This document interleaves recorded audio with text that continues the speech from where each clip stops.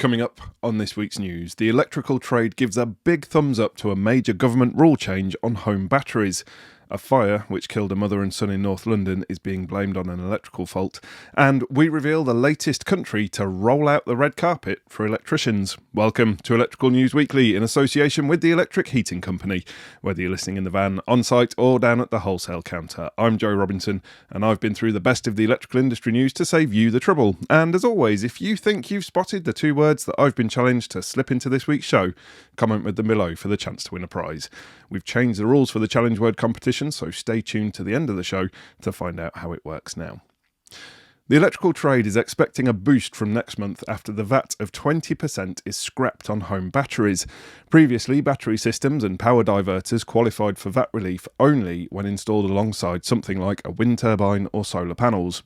From the 1st of February, they will be zero rated when they are retrofitted or installed as a standalone technology connected to the grid. My Energy founder Jordan Brompton said the change was a major step forward, but she called on the government to go further and axe the tax on EV charge points as well. Still on tax, this month's deadline of midnight on 31st of January is looming large for self-employed electricians. That's when your self-assessment has to be filled in. This week, the payroll specialist Indigo listed its top tips for trade taxpayers preparing for the deadline. It says its number one suggestion is to get on top of any deductions you can use under the Construction Industry Scheme, or CIS. The CIS affects most electrical contractors and involves deductions from payments made to subcontractors, which counts towards your tax and national insurance. I've put the link to Indigo's full list of suggestions in the show notes. Another boost to the trade came this week in the shape of the latest numbers of apprentices choosing a career on the tools. There were over 7,400 starts in electrical apprenticeships in 22-23. This compares to a 10-year average of around 6,000. However, training experts are expressing caution and suggesting that we don't break out the bubbly just yet.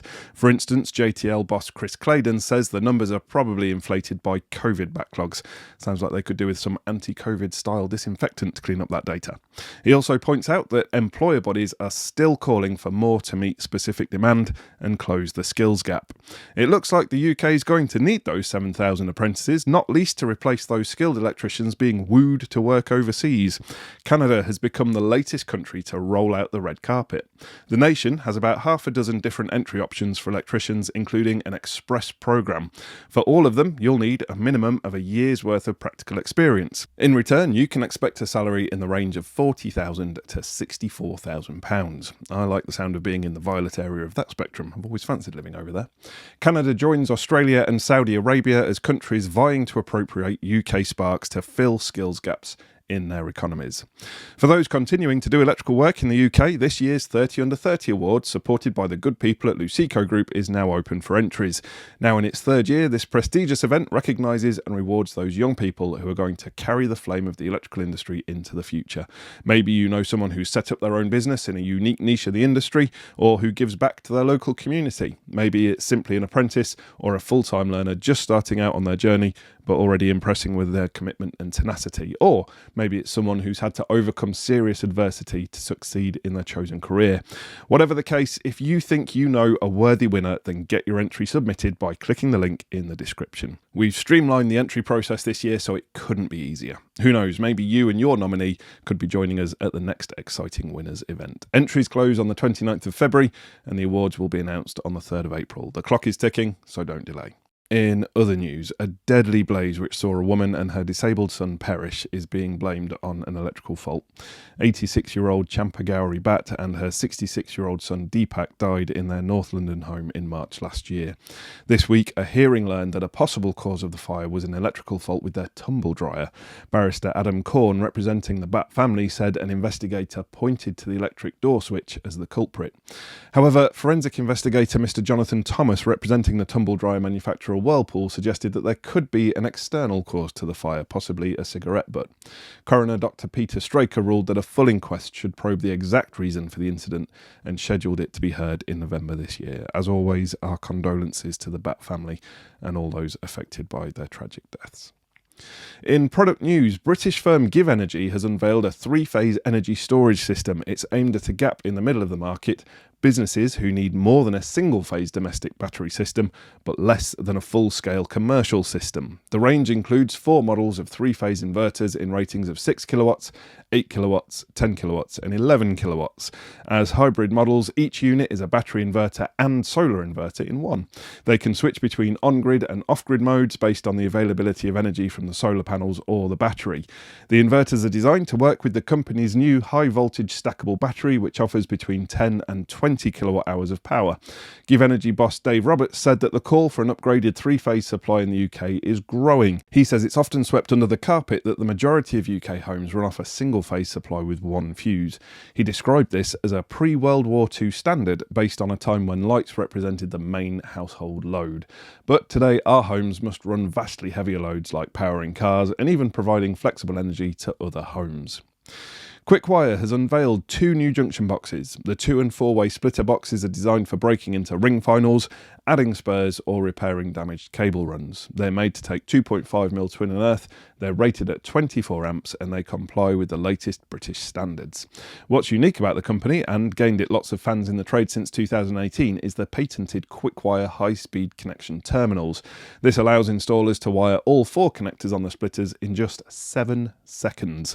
The new 24 amp boxes will be available in all good wholesalers next week, but if you can't wait, you can also order them now on the Quickwire website. And for more details, check out the videos we've made on the product, including a review and a Q&A on whether a 24 amp device can be used on a 32 amp ring final circuit. Find the links to those in the show notes. And as part of this month's feature on residential circuit protection, we bring you news that MK has launched a new range of Type A Mini RCBOs, measuring just 17.8mm by 85mm in size. They're available as a 30mA Type A RCD in a 6 to 40A Type B and Type C curve MCB. The units are aimed at domestic applications with a circuit breaking capacity of 6kA and are compatible with all MK Sentry disc boards. The slim profile enables more ways for household circuits in the boards. The company also unveiled a new single module Type 2 surge protection device, which is just 18mm by 38mm in size. Both ranges come with a 5-year guarantee. And just a reminder that we're in the market for your stories, your projects and your recommendations, as we'd like to share them with the wider eFIXX community. In the month of January, we're focusing on residential circuit protection with the launch of a brand new CPD from Luden, where we bust a few myths and give you a few frights about circuit protection. But we'd particularly like to hear from you about AFDDs and your experiences with them. Are you fitting them at all? Have they uncovered any problems on installations where they've been retrofitted? Do you have them on your own house? Then, in February, we'll be moving on to residential solar and battery installs. Have you installed a plant room to rival Gary's over on our sister channel eFIXX Energy, or are you a solar skeptic? Send us some pictures of your best installs, tell us about your experiences, or let us know if you've come across any new kit that's making your job easier, and you could be featured on the next episode of the news. And just before we get to your favourite bit of the show, where I reveal last week's challenge words and winners, we want to thank our premium partners. We couldn't make the news without you. First up, they're the people who've created the Swiss Army knife of solar inverters, along with all-weather batteries, very much the Boy Scouts of the solar industry. It's SunSync. And testing, 1, 2, testing. If you've got something you need to measure or a piece of test equipment to calibrate, from multimeters to power quality analyzers, then it can only be Test Instrument Solutions. Are you a bit of a control freak? Motor control, that is. If so, with huge stocks and excellent service, check out Crompton Controls. As they said to me in a recent conversation, if we don't have it, then we can build it. And would you like to win more jobs? Save your customers thousands? Would you like some help with that? For free? Then check out Tap Electric, the free EV charger management platform. Up next, for all your circuit protection needs, they're like having an Italian star striker in your Premiership team. It's Luden Palazzoli, the best thing to come out of Yorkshire since stainless steel, the home of EV Ultra and other groundbreaking and quality products. It's Doncaster Cables. With an incredible range of equipment from EV charge points through industrial sockets and switches to kit for explosive areas, plus they supply gear for a Campari factory, so they'll always have a place in my heart. It's Scarmy. Big thanks to you all. We really appreciate your ongoing support for the news. If you think you know the words I've smuggled into this week's show, pop your guess into the comments and we'll dig out a goodie bag prize, but not to the first to get the right answers. We're getting an increasing number of entries on all platforms, and so from now on, we'll take all the correct guesses and select one at random to be a winner. That should open it up a bit for those of you on catch-up. Answers submitted after about lunchtime on the Thursday after release will not be entered into the draw. Last week's words were gingerbread and air fryer, and despite a certain Mr. Gary Hayers trying to win the competition from an inside position, he was was beaten to the punch by Mikey Harris Music 2334. Well done to you, Mikey. Make sure you click the Get Involved link in the show notes to claim your prize. And just to reassure you, we have spoken to Gary about ethical standards in business practice and how no person associated with the company, their families or budgerigars may win the competition. Thanks for listening to this episode of Electrical News Weekly in association with the Electric Heating Company. Make sure you subscribe to receive the next update. Thanks for listening, and until next time, have a great week. Stay safe out there, and remember, there's no such thing as a torque calibrated arm.